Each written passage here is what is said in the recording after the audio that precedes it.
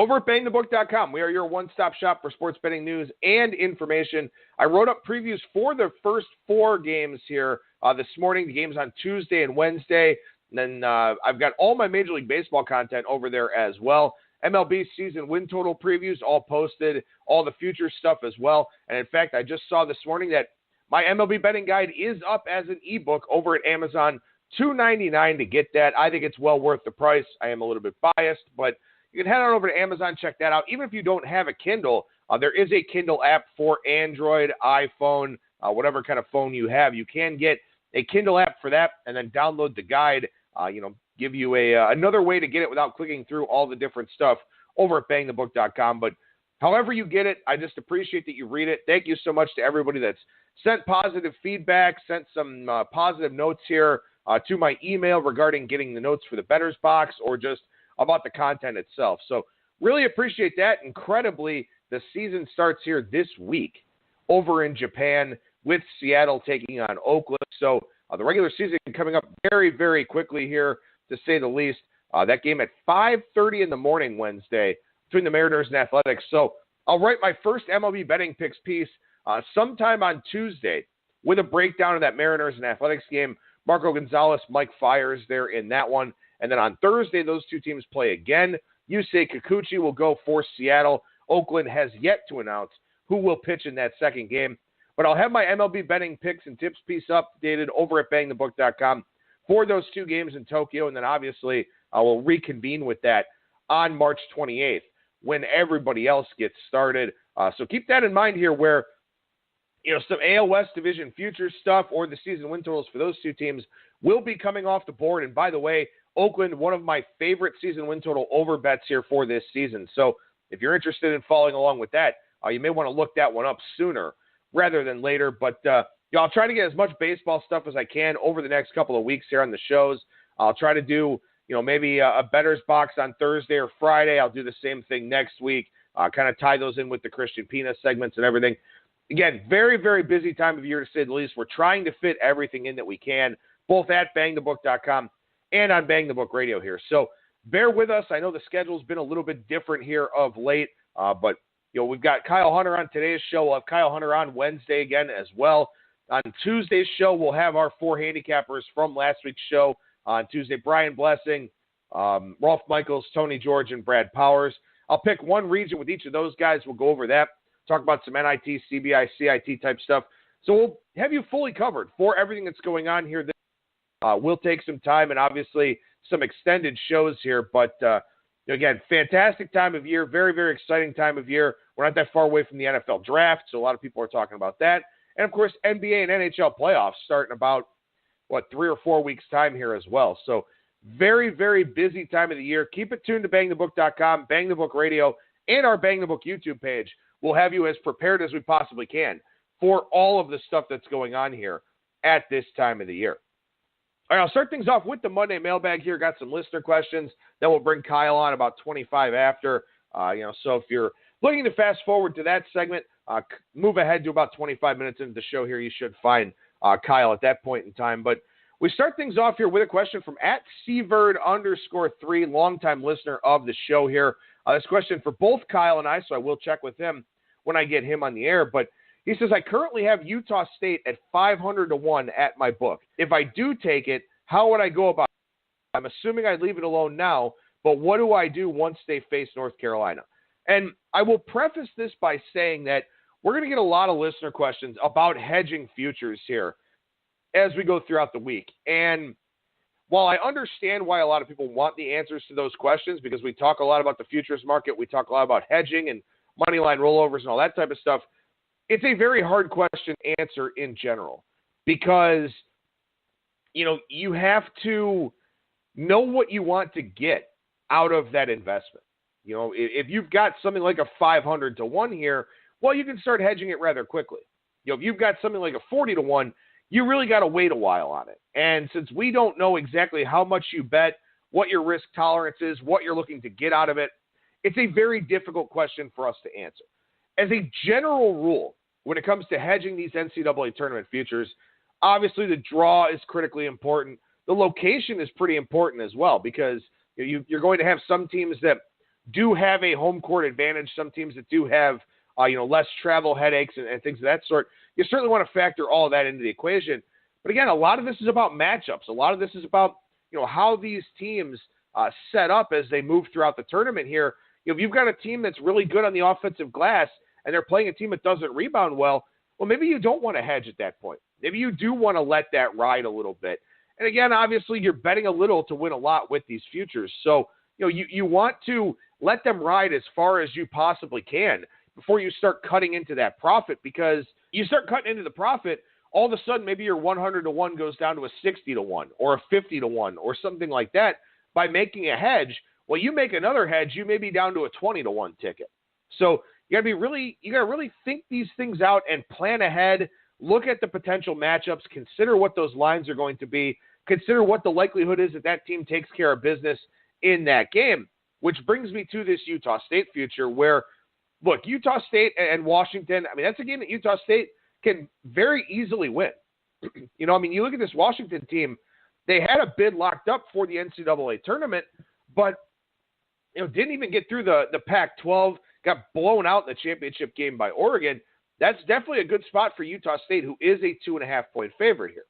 So getting the 500-1 is very, very attractive. Of course, the obvious problem here is that they play North Carolina. And Utah State would be a significant dog to North Carolina. I'm guessing somewhere in the 8 or 9 point range, something like that. Maybe we'll get a more accurate number from Kyle in the next segment. But yeah, obviously you'd have to put out, 4 units to win 1 unit or so on the money line, maybe even a minus 450 type of situation, something like that. So that is something you have to consider. Yes, the 500-1 price is very, very attractive, especially with Utah State favored in something that's a little bit more than a coin flip game there against Washington. But what do you do in the second round? Well, I think there are a couple of options here. Some books offer, Team X to make it to the Sweet 16. North Carolina will be a chalky team to do that, but that will be a lower price than their money line in that Utah State game, I would say. So that's one thing that you want to consider if your sports book or your particular local or something like that has that opportunity for you. Will North Carolina make the Sweet 16?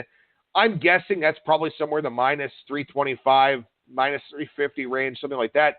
Well, that's still going to be lower than the Utah State hedging price to go with North Carolina money line. So that's one option for you. Obviously, too, if you don't like Auburn or Kansas there in that Midwest region, well, you can take North Carolina to make it to the Elite Eight, North Carolina to make it to the Final Four, something like that.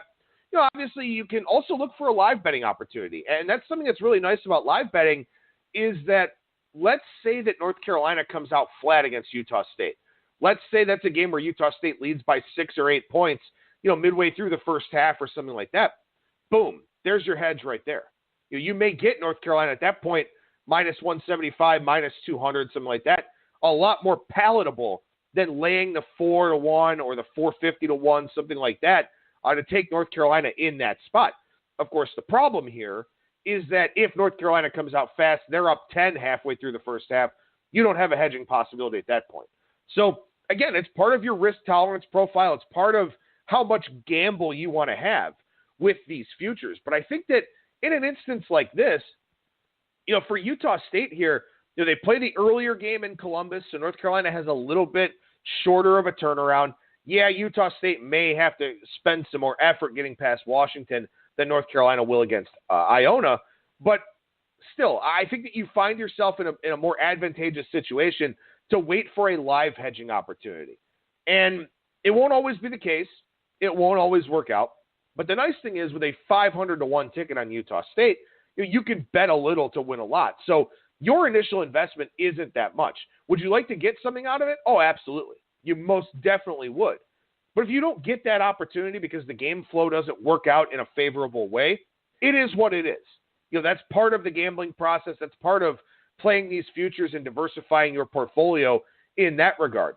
But for me, that's what I would do. If you like a team that's got a 500-1 position or 250-1 or 100-1, something like that, I don't think you should hedge automatically. I think you should wait and see how the game flow plays out. See if you get a better live money line price. Now, of course, look, if you're somebody who's playing big amounts of money, you're kind of limited with what you can get down from a live betting standpoint. then maybe this strategy isn't for you. But I think for a lot of our listeners out here who are feeling out their way in the business, who are hopefully increasing their betting sizes from listening to Bang the Book Radio here, you're probably not moving max limit bets with live betting opportunities. So I think that's the play that I would look to make in a situation like that. Wait and see if you can get a better money line price on North Carolina. And also, too, I mean, look, let's say Utah State does pull the upset in that game. So instead of cutting into your future with a minus 400, minus 425, minus 450, whatever the case may be, you cut into it with a minus 200, you've got more profit potential as you move forward. Because the problem for Utah State, in a perfect world, we say that our 500-1 goes live into the Sweet 16. They do knock off North Carolina. Well, then they play either Auburn or Kansas probably. Well, maybe New Mexico State knocks off Auburn. Maybe we get a little bit fortunate there. But that's the thing. You're not just looking to hedge Utah State in that North Carolina game. You have to hedge at every spot after that because they're going to be an underdog in every spot after that. So you have to factor that into the equation here, and that's why it's more advantageous for you to get a minus 150, minus 175, minus 200 live as opposed to paying that big pregame price because you have to keep hedging that future for as long as it stays live because Utah State is a good team, but in a precarious position against the North Carolinas, the Auburns, the Kansases, and hell, even if they got past that, against the Houstons and Kentuckys of the world. So, you want to, I guess another thing you could do theoretically, you could take a North Carolina position, although there's not a whole lot of equity in that one right now. You could take a North Carolina position as a hedge against Utah State. But again, as the games increase in importance, as we get fewer and fewer teams in this field, well, then you've got to start thinking about other hedging possibilities. So, again, I think for anybody that's out there that has a question about hedging a futures ticket, I think that, in a lot of ways, you'd probably rather wait for a live betting opportunity to take advantage of that. I know I had a listener question, I believe, about an Iowa State future, I think 125-1. That, same thing. I think they're in a pretty good spot against Ohio State here this weekend. They are a 5.5-point favorite on Friday. Well, then what happens after that? Do they get Houston? Does Georgia State pull the upset? We don't know. But I think I would let that one ride here at least into the Sweet 16, hoping that they can get past Houston. For Iowa State playing their best basketball at the best time of the year, get a pretty favorable draw being in Tulsa as well, so they get to stay in the Midwest. These are all factors. These are all considerations that you want to keep in mind. Is that you want to look at the draw, look at the matchups, consider what prices you're going to have to lay to hedge against that future, and decide if it's worth it. And it's a broad brush blanket statement. I know people are going to ask us about specific teams, and please do. I'm not saying I don't want those questions. I'm just saying that they're very hard to answer because it's dependent on the bettor. It's dependent on your risk tolerance, your initial position, and what you want to get out of that bet. But I would say that you shouldn't cut into your potential profit if you don't have to. If you feel like your futures bet is going to be a wire-to-wire loser in that game, then maybe you do it pregame. But I think that with live betting and with so many opportunities that are out there now, I would just wait and see if I have to hedge it. You may get into a situation where there's 4 minutes left in the game. It's a 2-point game, something like that. Maybe the money line to hedge is minus 125. Maybe it was minus 225 or 250 before the game. That's an advantageous situation to you as a bettor. That's a plus EV type of situation if it works out for you, if it comes in your favor. So you're adding a little bit of gamble to your gamble, but also I think at the end of the day, you're doing something I think is smart for the future of that bet because, again, you have to think of it as you have to be proactive, I think, instead of reactive. I think you react. I think a lot of people make reactionary pregame bets where maybe they didn't have to. Maybe they're worried about a team. Maybe they, heard something from a talking head, something like that. I think you'd be proactive during the game as opposed to proactive before the game, and you hope that those opportunities present themselves. And obviously, as you get deeper into the tournament, the Elite Eight types of rounds, stuff like that, at that point, I think maybe you change your mindset some. Maybe you do look to hedge a little bit partial pregame and then look to maybe double down during the game, something like that. But I think in these early rounds, I don't hedge unless it's absolutely necessary. I think it's only necessary from an in-game context in a lot of ways. So appreciate the question, Seaverd. I'll check with Kyle Hunter and get his thoughts and see what he thinks about that question as well. At CapperT1211 was the one who asked about the Iowa State future. I would definitely wait through the Ohio State game. I think Iowa State's in a decent spot there against the Buckeyes. After that, obviously, Houston's a very, very strong team. But again, that's one of those games where I don't think the line is too out of whack, and it may be a back-and-forth game in the first half. So I would just wait. I would wait and see if I need to hedge that in an in-game context as opposed to cutting into some of my potential profit with something before the game. At Kez2109 says, any thoughts on the different projection methods on Fangraphs, especially for fantasy baseball? This is a good question. I talked a lot about Pacoda and the things that drive Pacoda, how it's more based on defense. It's based on some of the proprietary metrics that Baseball Prospectus has over there. It was something that people kind of freaked out about, especially with relation to the Cubs. The Cubs are going to be worse, I think, this year. The reasons why they're going to be worse may not line up with what Pacoda is telling you. Now, when you look at individual player projections over at Fangraphs, there are several projection systems that are there. Dan Zimborski's Zips projections are over there. Steamer's done projections for a long time. Depth Charts is a combination of Zips and Steamer with the Fangraphs staff allocating playing time. So Depth Charts has a little bit more of a guess and check type of model to it because they're trying to – the thing about Depth Charts is this. They set a baseline of X number of innings, X number of plate appearances, and then divide them up amongst the players that are expected to make the team, expected to have a big role, expected to be bench guys, etc. So Depth Charts can be a little bit different from Zips and Steamer in that Zips and Steamer are exclusively computer projections. Depth Charts has some human influence to it in terms of the allocation of playing time. Another one is Derek Carty's The Bat, which I've seen a lot of talk about The Bat. Saris has been talking a lot about it on Twitter. He's been writing about it over at The Athletic. I will tell you that I don't know all of the individual intricacies of these projection systems. I know that Zips and Steamer have been around for a very long time. The Bat is a relative newcomer, to the projection department over at Fangraphs. And, I think that you probably want to just survey all of them.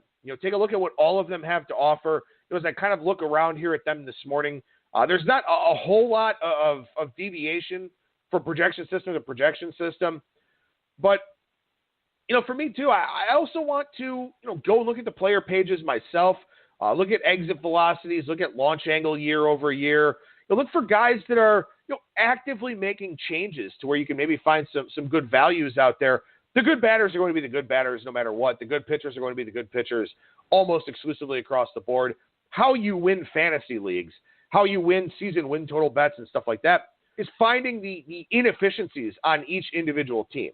So those are the types of things you want to look at. Also, look for trendy guys, whether they're talking about them at Fangraphs, Rotographs, whether they're talking about them at different sites. Guys like a Max Kepler, who everybody's falling in love with this year because he improved his average exit velocity and his launch angle from 2017 to 2018. Try to get some of those guys. Try to look at some of the advanced metrics because in a lot of your fantasy leagues, you're not going to have a lot of people doing that. They're going to be looking at the traditional Triple Crown numbers and the counting numbers and all that. Look for some of the underlying metrics that can give you an edge on those guys that maybe had a down year or something like that. But, Zips and Steamer, to go back to the original question, are probably the two most trusted out there because they're the two that have been around the longest. I think the Bat, does have a lot of important things to it, and I think that it's nice to see somebody challenging Zips and Steamer in that arena. But at the end of the day, I think all these projection systems are pretty similar across the board. But that's what I would look at. I would look at the guys that are getting buzz, the Paul Sporers and the Jason Colletts and the Justin Masons are talking about on Twitter, guys that may be undervalued in your league because the other people in your league don't view baseball in the same way. And you're going to have a lot of guys, a lot of recency bias, guys that had great second halves. Herman Marquez for the Rockies is one guy that I see getting drafted very, very high. I like the strikeout numbers. I love what he did in the second half, and I was ahead of the train on him looking at some of his advanced metrics and whatnot, but he's being taken very early in a lot of drafts. He still pitches in Coors Field. He still has that really bad park factor that he has to contend with. And keep park factor in mind. It's very, very important to keep park factor in mind. Guys that hit in more advantageous hitting environments should be drafted higher in your leagues. There are some guys that are very good hitters that are in bad ballparks. Well, it's tough to take those types of guys sometimes. So, for those that are doing their fantasy baseball drafts, go through and, look at my betting tips articles over at BangTheBook.com. Look at my season win total write-ups and previews. You'll find some guys I'm talking about that are probably going to have some value in those fantasy leagues for you. But, again, as far as the original question goes, Zips and Steamer have been around the longest. They're probably the most trusted. But I know Eno Saris has been talking a lot about the bat, a guy whose baseball opinion I respect possibly more than anybody else in the baseball media. So the bat's certainly one that you want to look at as well. A couple of questions here from Rich Lamons, our good buddy on Twitter. He says, in all your prep work that you do for the NCAA tournament, how many times do you listen or watch One Shining Moment? To be honest with you, very rarely. I see it when it comes across on TV as a commercial. I don't actively go out of my way to find it. But you know what? Also, too, I probably shouldn't say this, but I'm always honest with my listeners here. As great as March Madness is, and it's a lot of fun, and I love these moments, these Cinderella stories, the Loyola Chicagos, the Florida Gulf Coast, things of that sort. I love talking about March Madness, but obviously it's the NIT, CBI, and CIT that I really try to focus on with my personal handicapping and my personal bankroll, because there are so many more opportunities there.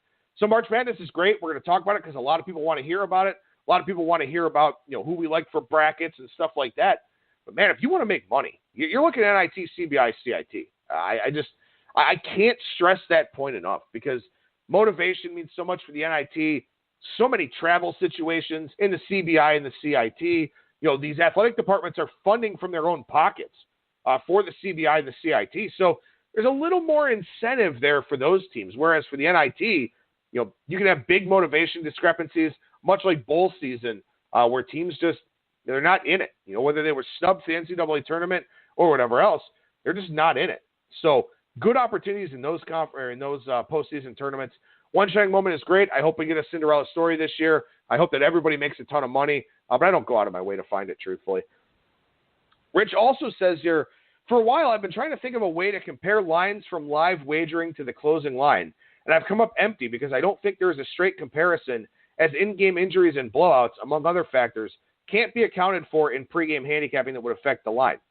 Right now, the only comparison I have is to track the record of wagers that are pregame compared to live if I see constantly finding value in making live plays. Any additional thoughts or recommendations on a way to compare live lines to closing lines? Quite frankly, no. I mean, it's one of those things where the live betting interfaces are getting a lot better. I think they're still behind the times a little bit, especially because they're so algorithmic. And I've mentioned this before on the show, but a lot of times they're relative to that closing line, how much time is left in the game. And they don't deviate a whole lot from that. You can find opportunities with foul trouble, bullpen usage in baseball. Maybe if you can catch a live line in hockey before a power play starts, something like that. It's tough because pregame, you've got all the odds screens. You've got so many resources for finding out what those closing lines are. And for live betting, these numbers could be all over the map. They could definitely be all over the place. So I think it's very, very tough to, find a consensus with those. I guess if you're comparing from one book to the same book from a live line standpoint, you've got some opportunities there, but there's just so much variance. There's so much going on in the live betting world and in the live betting landscape that I don't think that there's really a way to compare that. But I do think that, being on the lookout for live betting opportunities, very, very important here in March Madness at every time of the year, because you can find a lot of really positive EV situations. That's really all we're looking to do. All we're looking to do is find an edge, play it, and hope it works out. That's what this business is. You're playing your edges when you get them. You're playing them for a bet size that you're comfortable with and hoping that they work out. And it is a variance-ridden industry for a lot of people. But proper bankroll management matters so much. And again, when you talk about live betting, it can be a slippery slope too. A lot of people can fall into it because live betting is an action junkie's wet dream.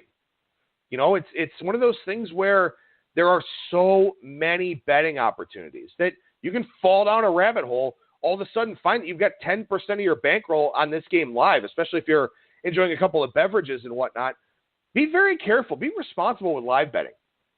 It is something that can really put you in a tough spot, which is why I appreciate that Rich is trying to find comparisons from live betting to pregame closing lines and see if there's some value from that standpoint, kind of looking to quantify the live betting landscape.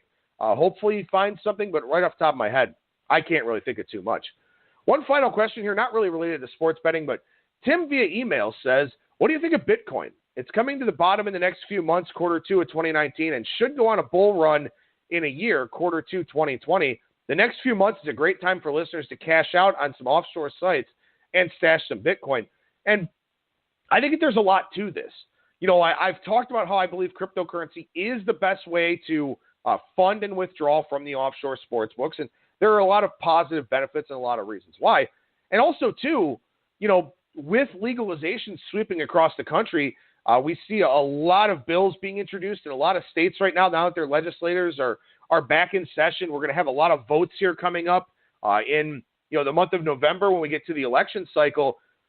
You probably won't have the need for offshores in a lot of states now.